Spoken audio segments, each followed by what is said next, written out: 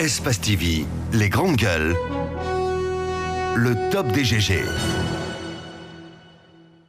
On s'intéresse évidemment à l'actualité ce matin, mon cher Jacques Lewalino. L'électricité, après l'accompagnement de l'État, les factures grimpent et, ça se fait entendre aussi. On se fait entendre. Oui, les factures grimpent parce que l'État avait quand même pris en charge dans un premier temps pour 3 mois. Ce qui a été reconduit, c'était bien.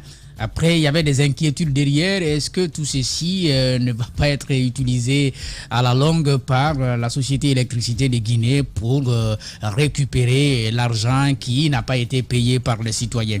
Parce que c'est vrai quand même que dans les factures, sur les factures qui ont été envoyées dans les foyers, on indique bien ce que vous avez consommé, mais qui doit être pris en charge par l'État, et ce que vous-même vous avez consommé, que vous devez prendre en charge. Il s'agit donc des 2 derniers mois qui ont suivi, n'est-ce pas, la levée ou l'arrêt de la prise en charge par l'État, donc la mesure d'accompagnement de l'État. Le problème, c'est que pour certains foyers, il s'agit bien du tarif social qui avaient l'habitude de payer 150 000 ou 160 000 au plus. Ils se sont retrouvés avec des factures doublées, disons de 400 000 par exemple ou 300 000. Par expérience, je ne sais pas trop comment ça peut s'expliquer. Parce qu'on peut bien entendu se poser des questions. Est-ce que, puisque les gens ne payaient pas l'électricité, ils n'ont pas accru leur consommation? Parce que ça, c'est une explication qu'on peut bien voir, parce que si on voit l'expérience au niveau personnel, on peut bien comprendre qu'il y a des gens qui ont pu prendre ce genre d'initiative. C'est-à-dire, puisqu'ils ne payaient plus, ils ont augmenté la consommation.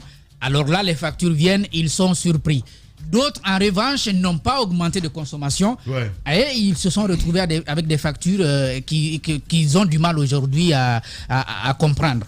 Alors, la Société Électricité de Guinée, bien entendu, doit pouvoir donner des explications autour de cela. Ça pourrait permettre, n'est-ce pas, de lever tout équivoque, éviter qu'il y ait des explications comme celles qu'on a l'habitude d'entendre, parce qu'il y en a qui parlent carrément d'arnaque. Justement, voilà, on va essayer de comprendre dans un instant le temps pour réaménager, évidemment, parce qu'on fait de la télévision également aussi.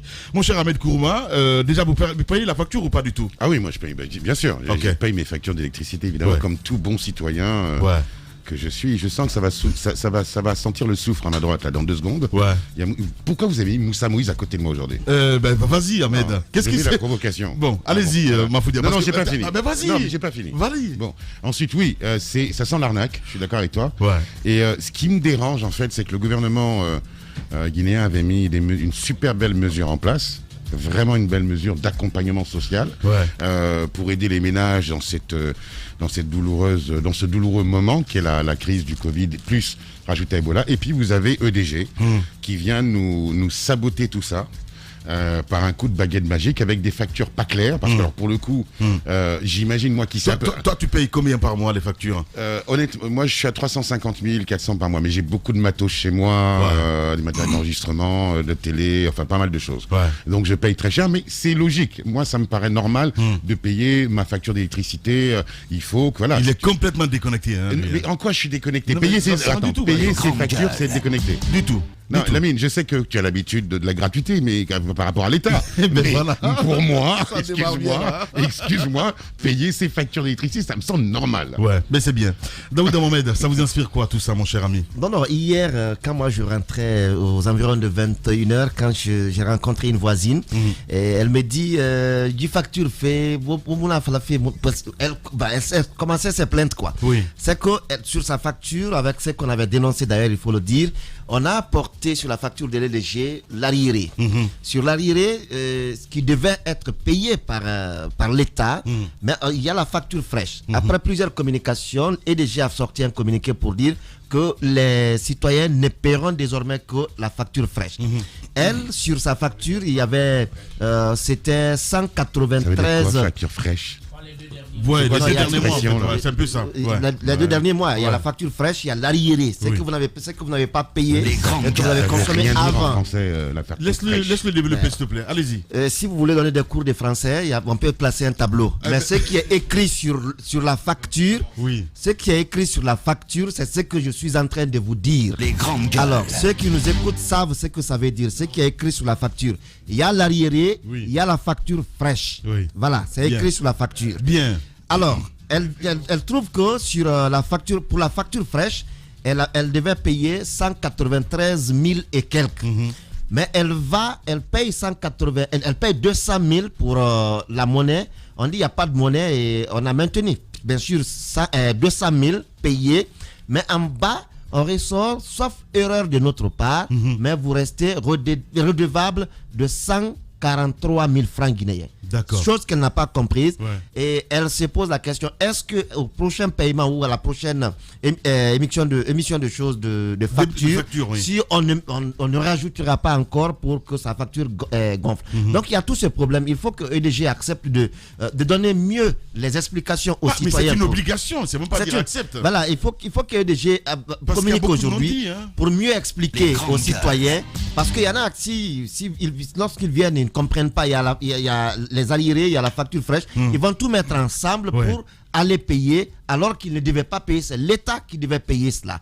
Donc il y a ce problème aujourd'hui qui se retrouve dans les quartiers. Je crois que c'est la SEG qui a compris. La SEG est venue directement avec les montants pour les factures fraîches. Bien. Allez, Mafoudi Bangoura. Bon, Moussa Moïse nous a rejoint. Moussa, bonjour. Bonjour Lamine, bonjour à tous. Voilà. Allez, Mafoudi, qu'est-ce que ça vous inspire tout ça? Alors oui, c'est ce par quoi Daouda a terminé tout à l'heure, peut-être ce manque de communication. Sinon, c'est vrai qu'après, lorsqu'il y a eu des bruits, la société a essayé de s'expliquer parce qu'effectivement, il y a des Guinéens qui se sont retrouvés avec plus d'1 million, plus de 3 millions sur leur facture, oui. Après, EDG a essayé d'expliquer, parmi les raisons évoquées, il y en a 3 notamment. On parle de l'existence pour certains abonnés d'un solde antérieur au 31 mars 2020, c'est-à-dire avant la prise en charge de la facture par l'État.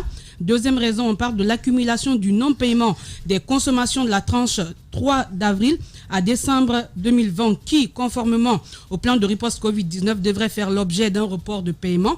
Et au compte de troisième raison, l'existence d'un solde de facture de consommation de septembre à décembre 2020 dont la tranche 1 et 2 sont prises en charge par l'État et donc ne sont pas à payer par les abonnés. Ce solde disparaîtra des prochaines factures dès la mise à jour du montant pris en charge par l'État. Et puis quatrième, la facture fraîche de janvier 2021 qui est à la charge de l'abonné.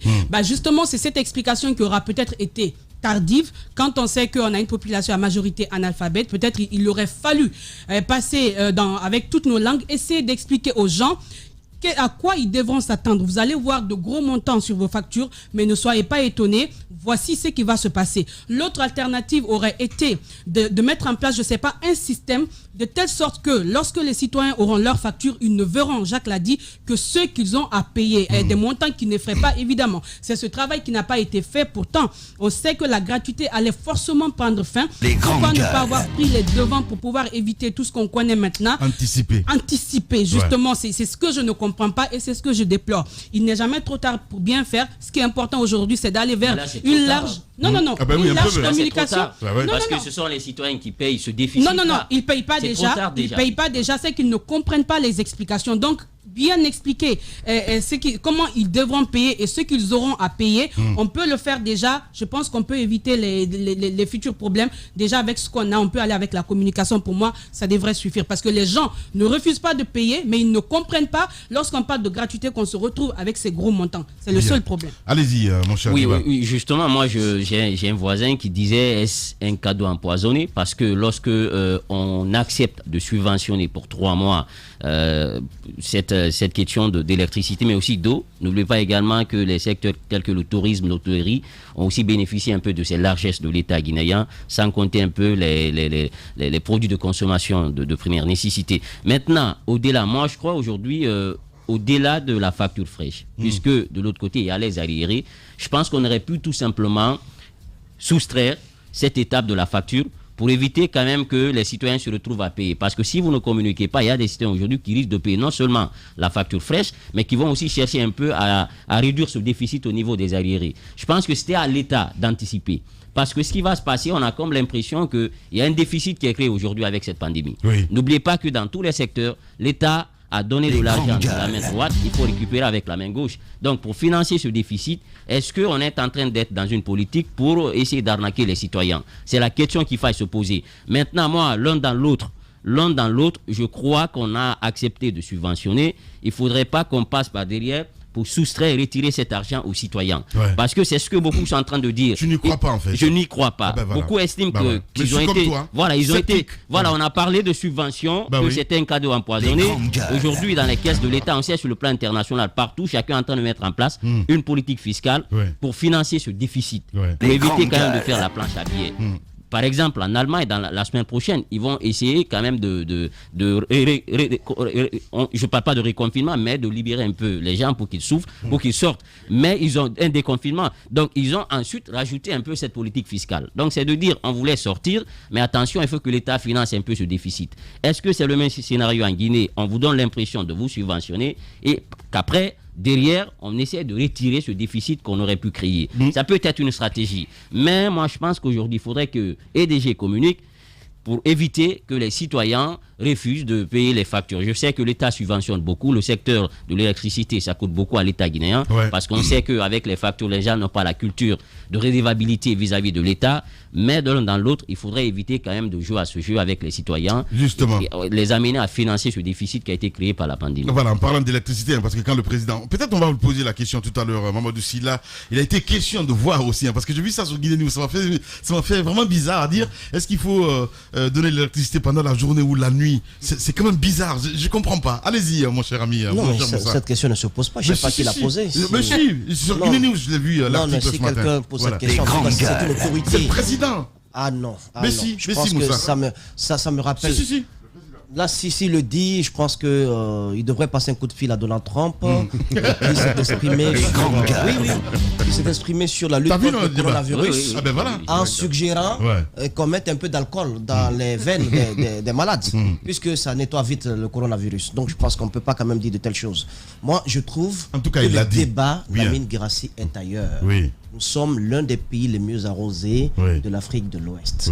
Nous avons un problème sempiternel. Monsieur le bourgeois me dira que ça ne date pas de l'ère Alpha Condé.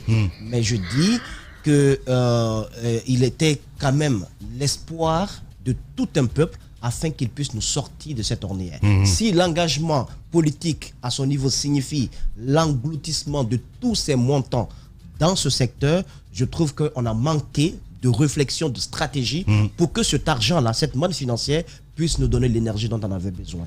L'accès aux services publics en énergie en Guinée est de 18,1% sur l'ensemble du territoire national. Quand vous prenez la zone urbaine, c'est pas moi qui donne les chiffres, c'est l'État guinéen lui-même pour attirer les investisseurs. Quand vous prenez les zones urbaines, l'accès est autour de 47,8%. Dans les zones rurales, 2%. L'État, en dépit de tout cela, débourse pas moins de 300 millions d'euros en termes de subvention à ce secteur-là. Je pense qu'il y a un moment donné... Non, attendez. Je trouve... Écoute, s'il te plaît, on n'a pas besoin. Moi, je trouve que si on met en place une bonne stratégie avec un excellent organe de gestion, on n'en serait pas là. Le problème, il est où? Il est au niveau de la production, il est au niveau du transport et il est au niveau de la distribution. Si vous ne maîtrisez pas ces facteurs, vous n'irez nulle part. Prenons du côté qu'on appelle de l'achat, parce que la production, c'est au niveau thermique, avec les tombeaux qui sont devenus des tombeaux. Vous avez au niveau hydraulique, avec ces barrages-là qui n'ont pas quand même atteint tout l'espoir escompté, disons-nous la vérité, tout ce qu'on nous a dit par rapport à... Non, Lamine, la vérité, avant que Kaleta ne soit là, Lamine, s'il vous plaît, non. Il y a une progression, il faut le reconnaître. C'est important. En fait, ce qui est grave dans ce pays... C'est les 240 mégawatts, non? Escompté. Oui, tout n'est pas...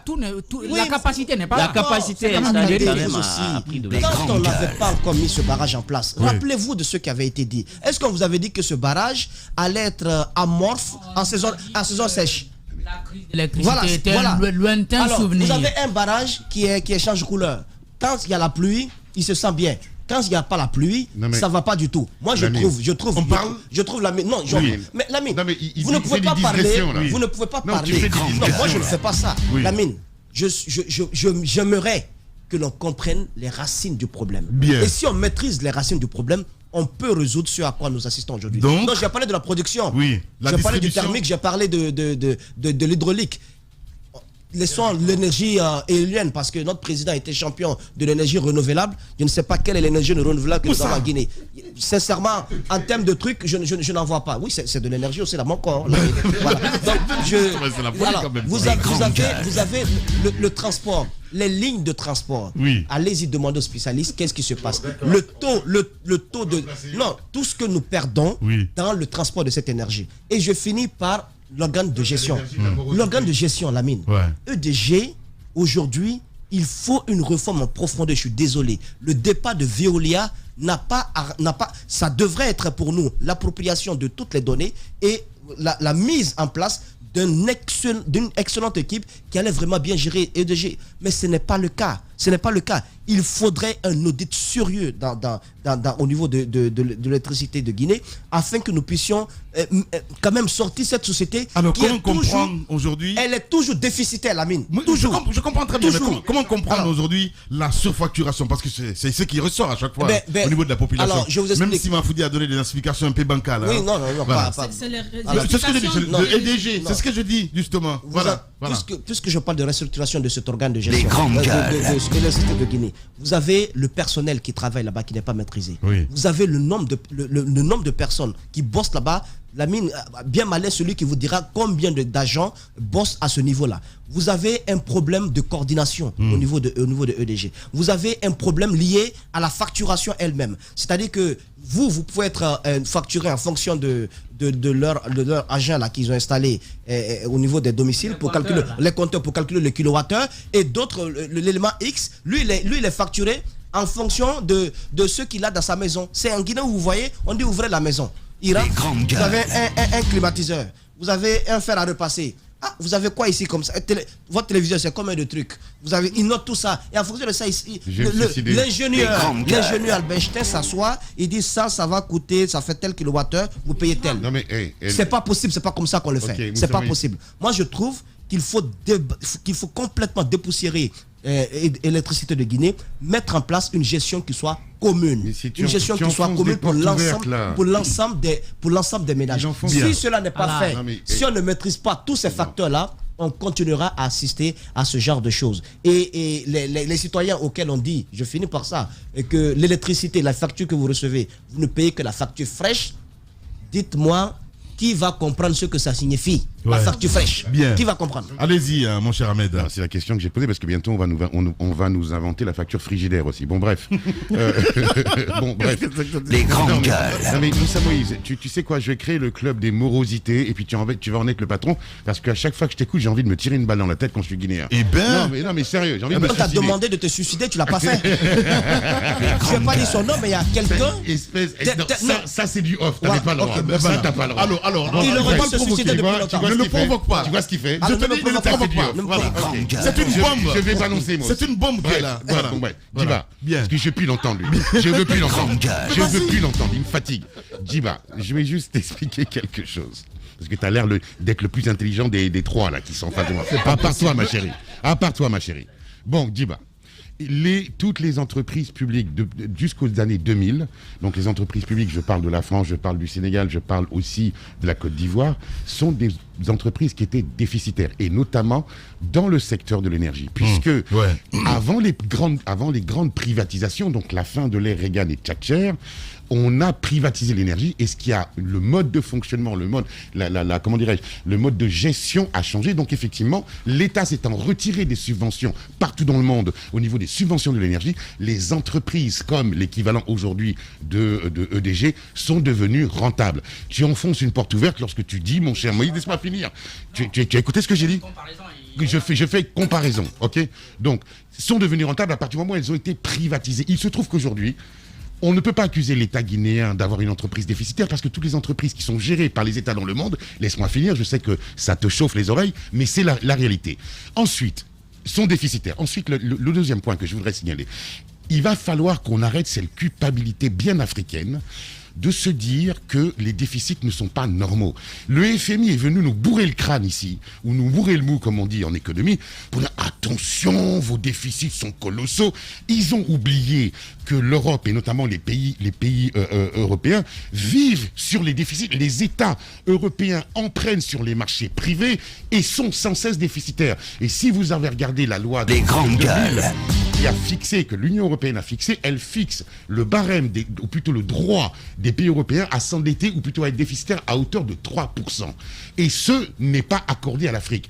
Donc je voudrais le dire à nos auditeurs, qu'un État vive sur ses déficits, c'est complètement normal. Et il va falloir que, puisque nous sommes dans la zone CEDEAO, que la CEDEAO mette des règles précises dans le déficit et qu'on nous accorde le fait de pouvoir vivre sur du crédit. C'est comme ça que ça se passe partout dans le monde. Oui. Merci beaucoup, Ahmed Kourouma. Allez-y. Moi, j'aimerais bien comprendre ce discours, monsieur Ahmed. Ouais. Vous parlez, vous, il y a un discours d'économiste bourgeois, parce que vous dites à un pays qui ne finance pas son propre budget national de développement, il faut vivre du déficit. Avec quoi vous financez? Il y a quel secteur privé qui peut vous aider à compenser l'espace déficit? Dis-moi quel pays dans le monde? Parce que quand vous prenez par exemple les États-Unis, où on va vous dire c'est le pays le plus endetté du monde, mais il y a un secteur privé puissant qui peut permettre, n'est-ce pas, à l'État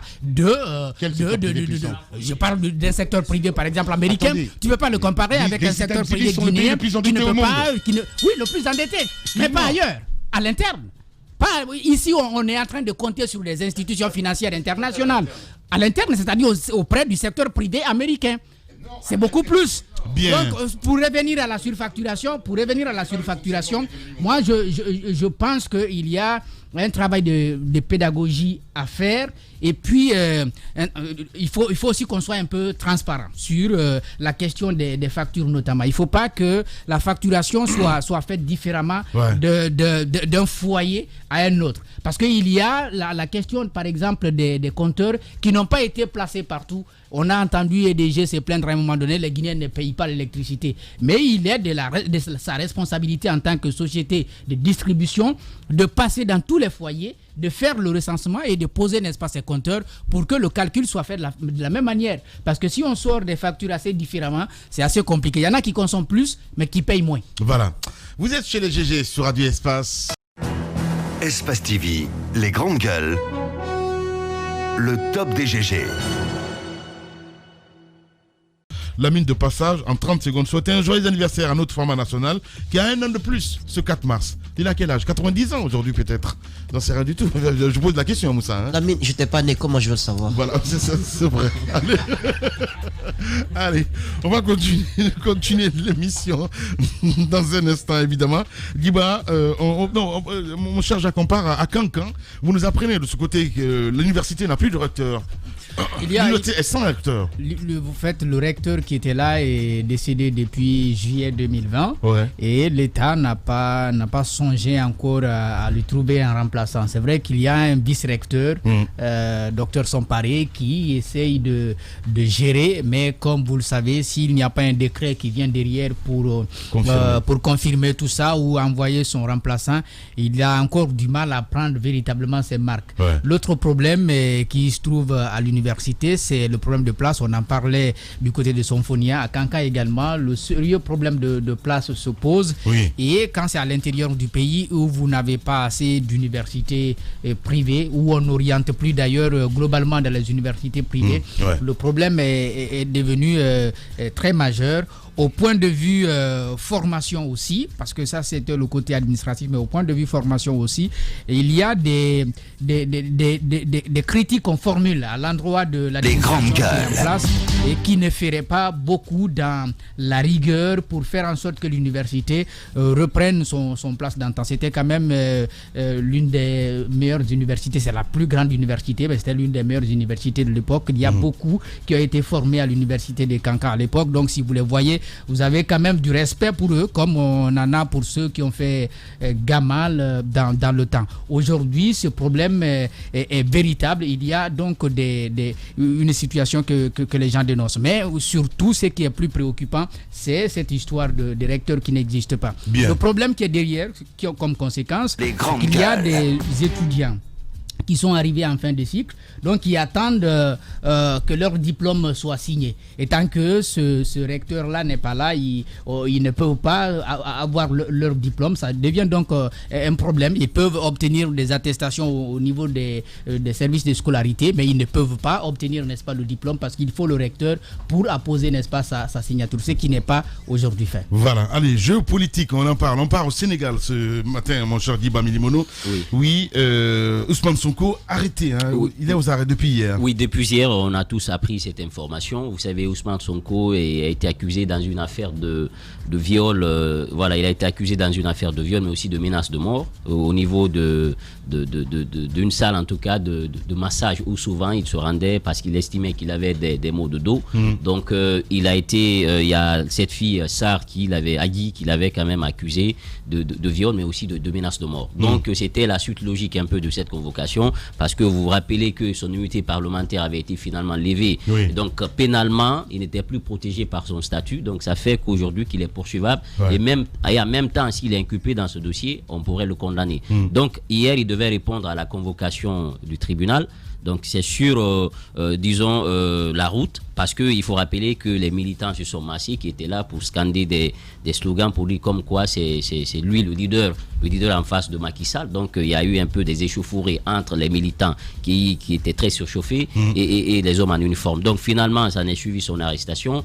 Il a été placé en garde à vue et je crois qu'aujourd'hui il va être entendu par le juge. Maintenant, ce qu'il faut dire, c'est qu'aujourd'hui, on a comme l'impression que dans la sous-région, il y a ce modus operandi qui est en train de naître. C'est que tous les leaders, tous les présidents, en Afrique de l'Ouest. Au Niger, on a vu avec Ahmad, il a été mis en prison par le président Youssouf qui vient de quitter. Et en Guinée, on parle d'Alpha Condé avec ses opposants qui sont en prison. Et au niveau du Sénégal, Macky Sall, qu'on qualifierait aujourd'hui entre guillemets d'être un dictateur progressiste, parce que vous vous souvenez que Khalifa Sall, l'ancien maire de Dakar, aussi avait été accusé dans une affaire de malversation financière à la tête de la mairie de Dakar, estimant que dans l'affaire des caisses d'avance, qu'il avait pris l'argent de la mairie. Donc, vous vous souvenez, il avait été condamné à 5 ans de prison avec une amende qui tournait autour de 7 000 €. Donc, après, on connaît aussi le dossier Karim Wade, aussi qui avait été condamné pour enrichissement illicite. Lui aussi, il avait été condamné à 6 ans de prison avec une amende, quand même, une somme qui fait tourner les têtes les plus solides parce qu'on parlait de 210 millions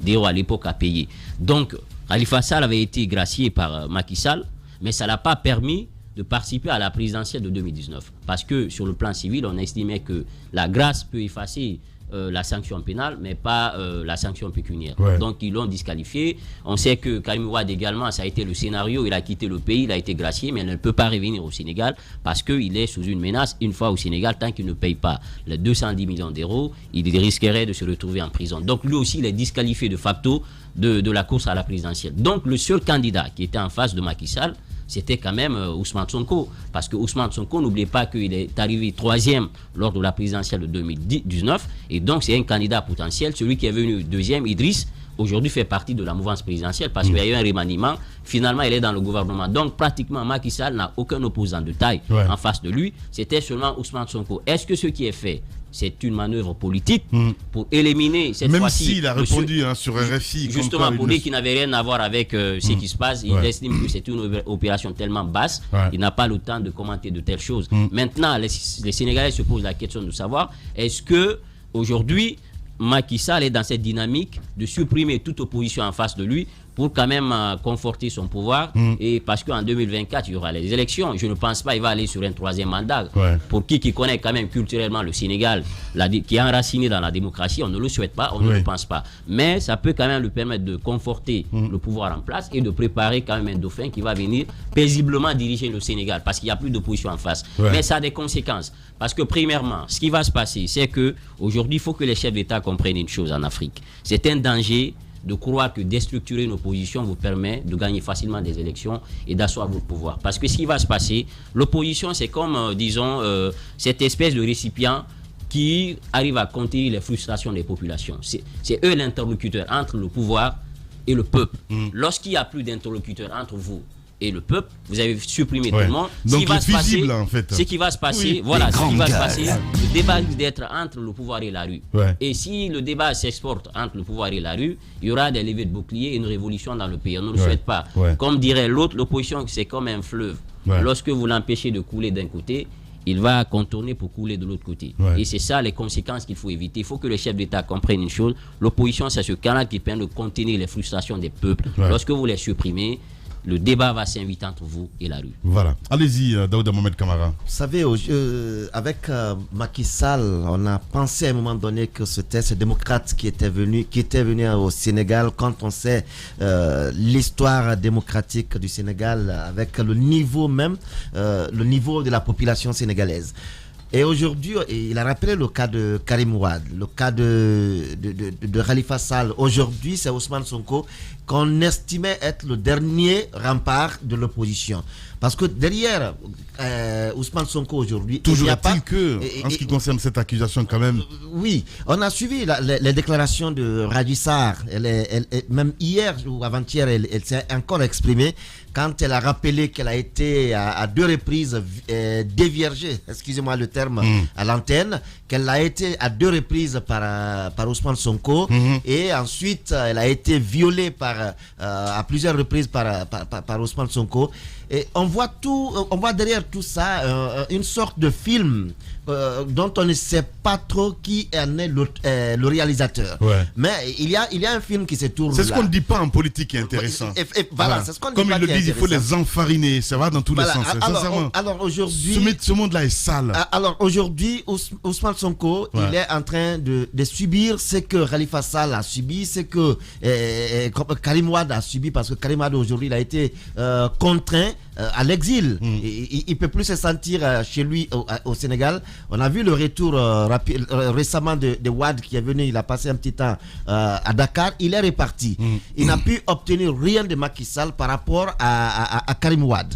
Et aujourd'hui, Ousmane Sonko, quand on tourne un peu l'esprit autour derrière Ousmane Sonko, il n'y a plus de figure de l'opposition qui ne soit pas touchée par la force de Macky Sall. Et ce qui me fait sourire un peu quand je vois des Guinéens vouloir être les acteurs sénégalais dans cette affaire, alors que nous avons nos propres problèmes ici dont on n'a pas réussi à résoudre, qu'on veuille aujourd'hui être ce grand donneur de leçons. Non, ça se comprend. C'est comme les Sénégalais aussi qui sont invités un petit peu en octobre, en ce qui concerne les élections. Je voyais partout les gens crier à dire on s'invite, excuse-nous Daouda, on s'invite. Les Sénégalais nous ont donné tellement de leçons de démocratie. Excuse-nous, pour une fois on va jubiler, on va s'inviter dans leur tambouille démocratique. Moi j'ai trouvé ridicule à un moment donné que le Sénégal soit je sais pas, ce pays qui s'invite dans le débat politique guinéen. Et cela a été compris parce que Macky Sall clairement avait donné sa position par rapport à la politique guinéenne, et cela a amené derrière, et vous savez, n'oubliez pas de l'autre côté aussi qu'il y a une forte communauté guinéenne au Sénégal. On estime à combien? 3 millions, c'est ça? Plus de 3 millions aujourd'hui au Sénégal. Donc on n'en a pas cette communauté à cette taille, communauté sénégalaise en Guinée. Merci. Donc un peu il y a ce problème. Je crois que c'est la démocratie qui est en train de s'éteindre au fur et à mesure au Sénégal, et on attend bien de savoir qu'est-ce que le peuple sénégalais ou comment le peuple répondra à Macky Sall lorsqu'il se prononcera pour un 3e mandat. Justement, Mafoudi Abangora, avant de continuer, ce message de la Junior qui nous dit « Bonjour Lamine, Mélenchon dit l'arrestation pour trouble à l'ordre public de la figure de l'opposition sénégalaise Ousmane Sonko est préoccupante. Je souhaite qu'à Dakar et à Paris, les peuples décident de leur avenir dans les urnes et non dans les tribunaux. » Les Français, hein. Hier, t'as vu cette image circuler un petit peu, l'armée française dans la rue de Dakar? Non, j'ai vu d'autres images, pas celle-là par exemple. Mais après, quand on nous dit ce discours, pour nous qui avons, c'est pas couvert des élections et puis on est venu après à la publication des résultats en suivant bien évidemment les entités habilitées, on se dit à qui, je sais pas à qui on dit ça quoi, parce qu'après finalement ce n'est pas la voix du peuple qui compte dans nos élections. Et moi, c'est pourquoi je m'inquiète.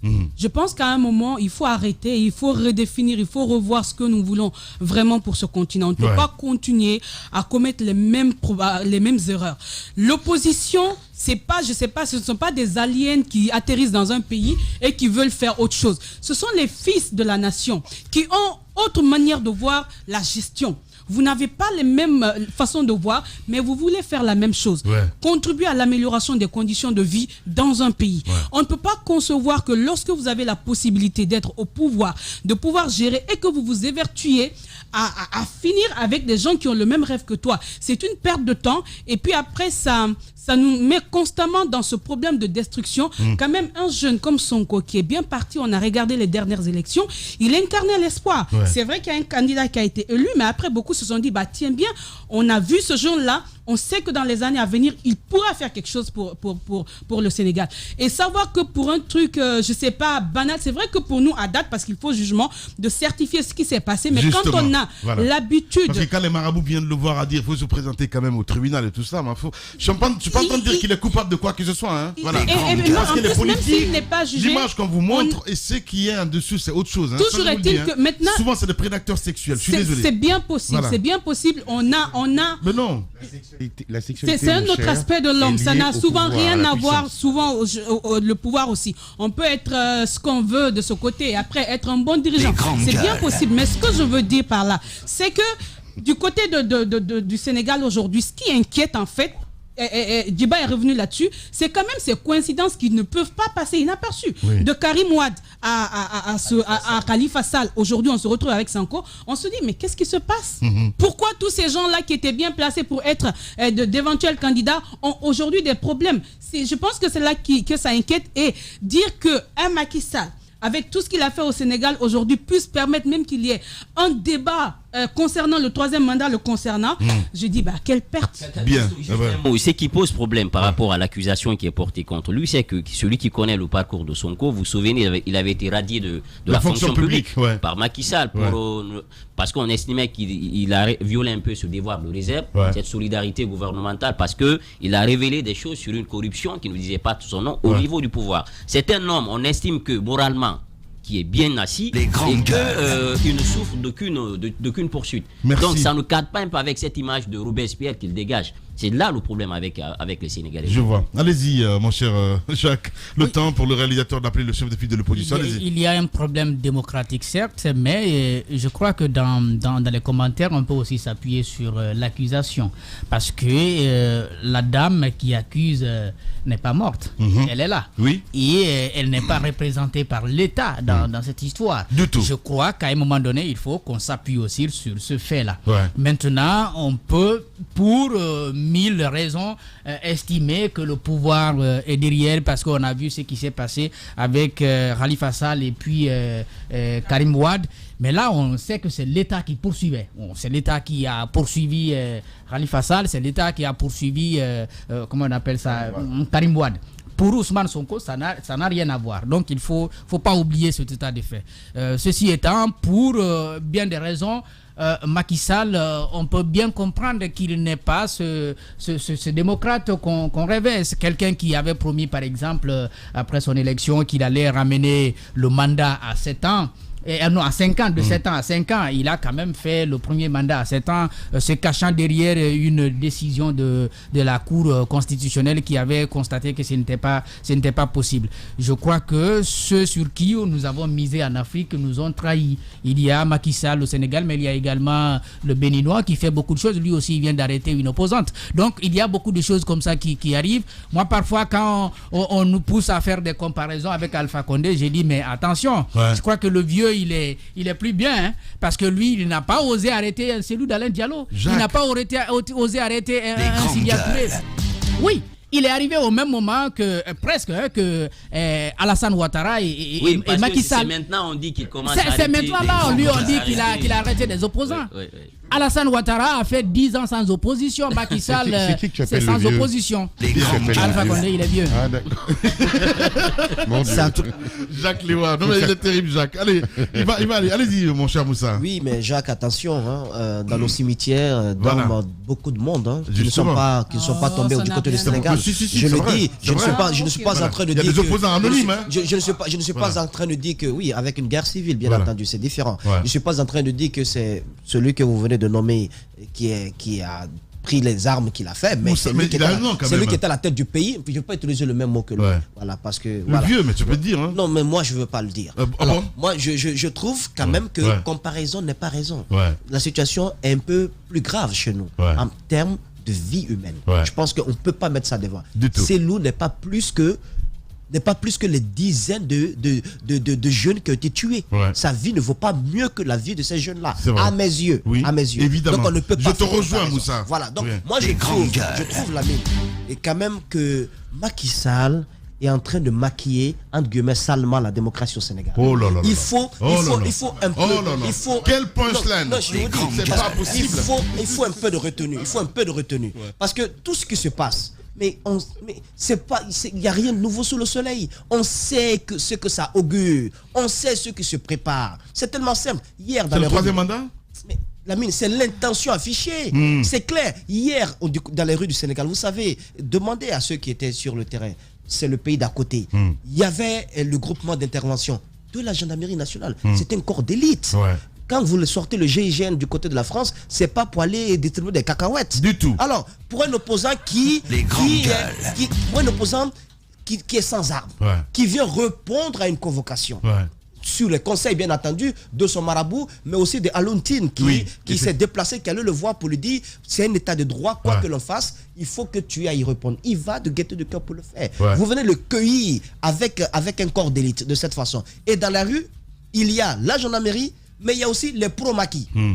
J'ai pensé un peu à nos fièvres sur l'axe. C'est-à-dire que les pro-maquis sont là, la gendarmerie est là, à côté des pro-maquis, bien entendu. Et si, sincèrement, il ne s'agissait que d'une plainte d'une citoyenne sénégalaise contre un citoyen sénégalais dans laquelle l'État n'a absolument rien à voir, l'État sénégalais, on n'assisterait pas à un tel théâtre. Je pense que pas un simple citoyen, il y a eu de la mobilisation. Non, mais attention, mais les pro-maquis font quoi dans la rue face au soutien de Sonko? Moi, je trouve que ce qui se passe, l'avenir nous éclairera, mais l'intention est tout affichée. Macky Sall est en train de maquiller. Oui, mais Macky Sall la démocratie. Mais Lamine, vous savez, quand on prend souvent l'exemple sur le Sénégal, sur son développement et tout, ce n'est pas parce que c'est Macky Sall qui l'a fait. Au Sénégal, on a eu des hommes d'État qui ont posé des jalons, qui ont posé des actes, de telle sorte que même si vous êtes un président sénégalais et que vous êtes dans l'antre du diable, vous allez souffrir pour déplacer ces fondamentaux qui ont été déjà installés. Pas en termes de mandat. Merci parce que, Moussa. Non, je finis. Oui, mais pas en termes de mandat. Parce qu'en termes de mandat, je pense que c'est à peu près comme chez nous. Senghor a fait 7000 et quelques jours au pouvoir. Vous avez Abdou Diouf qui a quand même de 88 à 2000. Et actuellement, nous sommes avec Wade qui a tenté quelque chose. On lui a dit non, vous ne pouvez pas, le vieux, vous mettez à côté. Donc je pense que l'intention qui est en train d'être mûri aujourd'hui par Macky Sall ne peut pas du tout prospérer. Il aura face à lui, la rue, et ce qui s'est passé hier est assez grave. Voilà. Allez-y, mon cher Ahmed Kourma. Alors moi, je dirais que je serai toujours, quoi qu'il arrive, du côté des victimes. Cela étant, il y a quand même, là je te rejoins, il y a quand même anguille sous roche.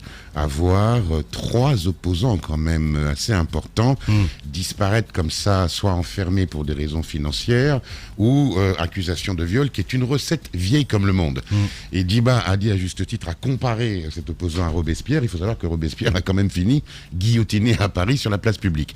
Cela étant, moi je me gausse un peu ce matin parce que quand je vois Moussa Moïse il y a quelques semaines se gausser sur le Niger qui aurait une démocratie parfaite, et il faut qu'on se dise qu'en matière de démocratie, il n'y a pas de bon élève. Le Sénégal aujourd'hui en est la preuve.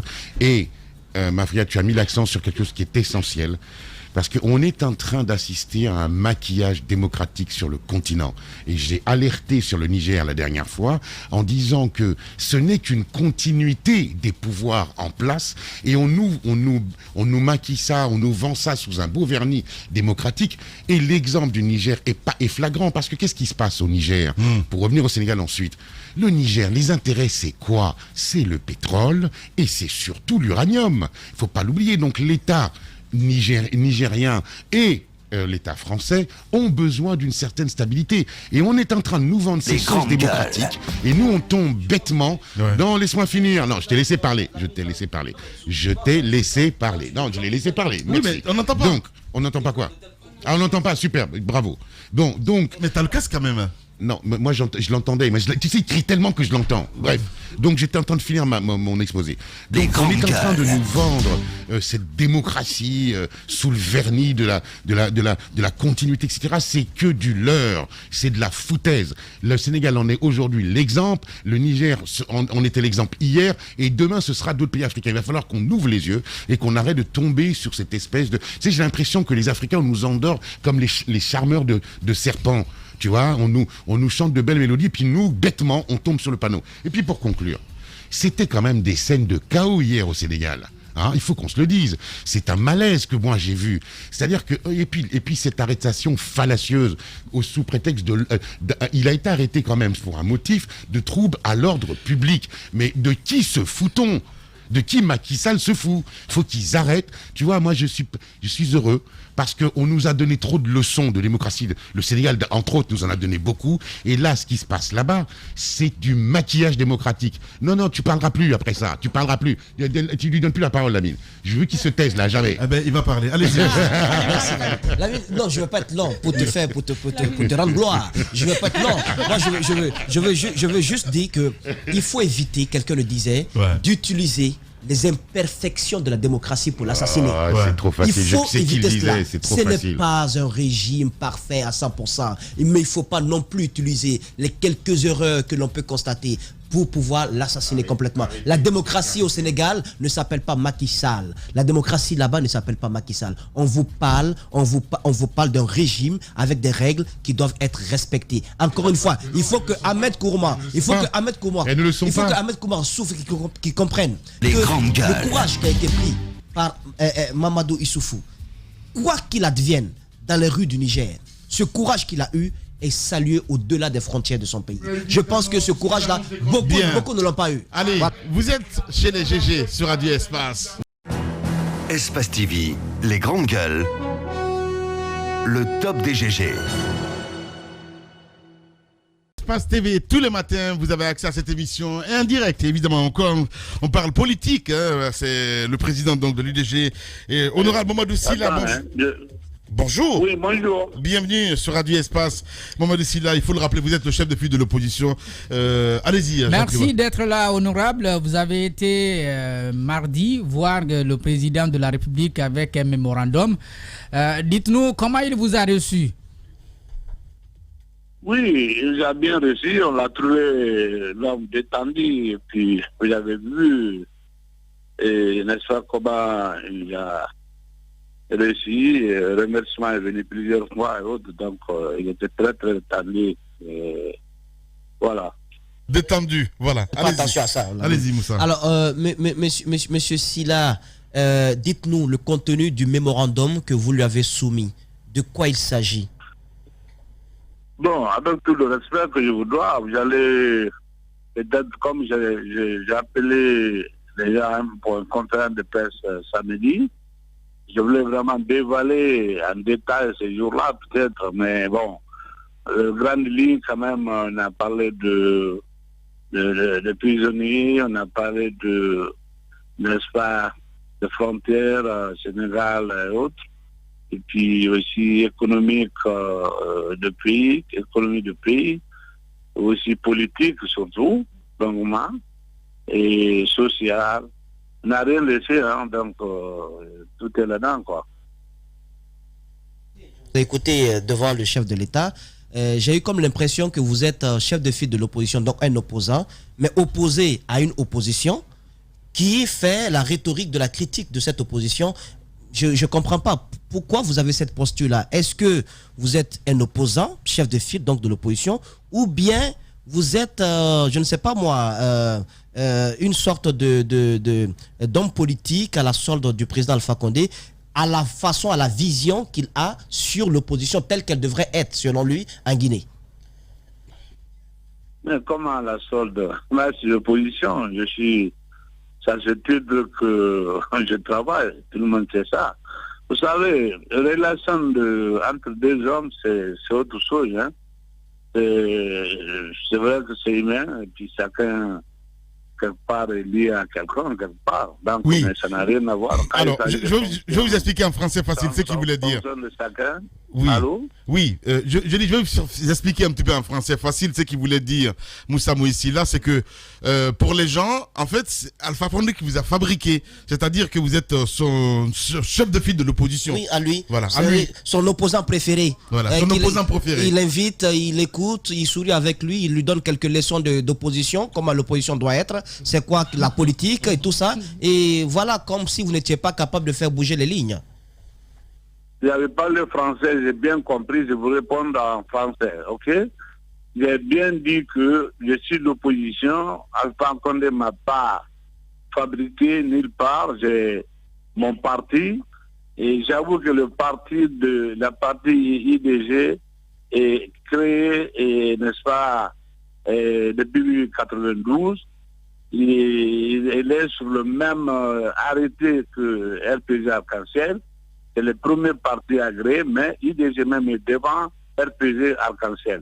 Donc là, vous ne pouvez pas dire que à un moment donné, au début, bien sûr que 2010, on l'a soutenu, vous savez comment, parce que les parents, tout le monde a dit, c'est malheureusement en Guinée c'est comme ça, les partis se font écliner, quoi, c'est tout. Sinon, mais j'ai quitté à longtemps, et puis plein de journées, j'ai quitté. Depuis lors, je suis d'opposition. Bien. J'ai élu sur le nom de mon parti et c'est clair et net. Bien. Voilà. Honorable Mamadou Sylla, chef de file de l'opposition, et en direct ce matin chez les Grandes Gueules. Allez-y, Daouda.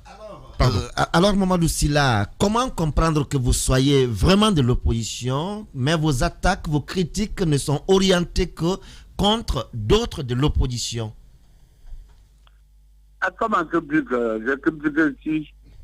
Il a critiqué qui? Vos différentes sorties, on a vu quand vous étiez à Séroutoria récemment, on a vu votre sortie, vous avez classifié cette opposition. Ceux qui sont avec vous, vous les estimez comme étant les républicains, les vrais républicains. Donc voilà. Ceux qui ne sont pas avec vous ne le sont pas. Extra-parlementaire, l'opposition extra-parlementaire.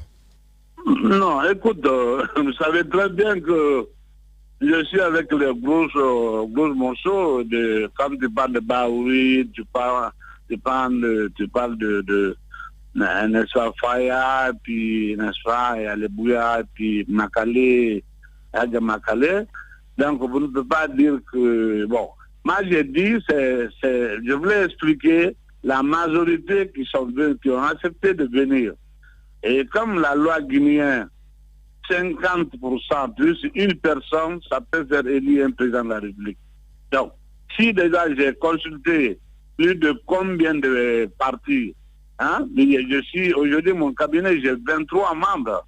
Donc, s'il y a 3 ou 4 partis qui disent qu'ils ne se retrouvent pas dans ça, mais la majorité, c'est la Guinée, c'est la majorité. Tout le monde, le président est élu, mais d'autres qui disent qu'ils ne les connaissent pas, le président, c'est leur droit, voilà. Je voulais expliquer ça, c'est tout. Bien. Allez-y, mon cher. Honorable, est-ce qu'il a été question aussi de votre budget? L'argent là, est-ce que le président il vous a donné?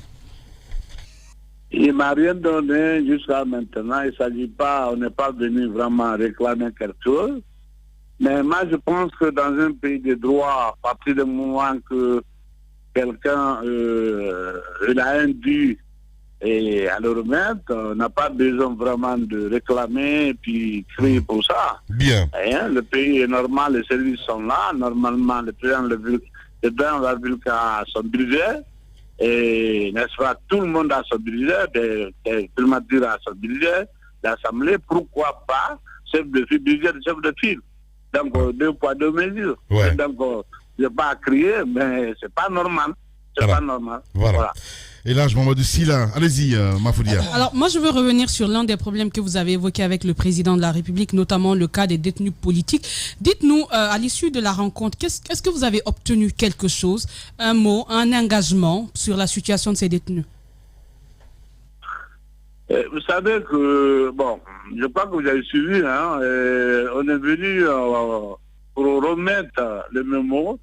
Et comme on n'a pas lu le mémo devant lui, et on l'a remis, on l'a dit de lire, certainement dans ce jour ici, après qu'il va prendre connaissance, c'est sûr qu'il va, moi il va m'appeler parce qu'il a même dit qu'il voulait que souvent que cette rencontre soit faite entre nous, et que ce soit avec moi ou avec mon cabinet. Donc je pense qu'après qu'il va... Après qu'il va prendre connaissance sur le dossier, c'est sûr qu'il va nous dire qu'est-ce qu'il peut maintenant et qu'est-ce qu'il ne peut pas maintenant. Voilà, c'est comme ça. Hein. Mais sinon, on n'a pas lu devant lui. Donc ça veut dire qu'il ne peut pas nous répondre tout de suite. Bien. Allez-y, Diba.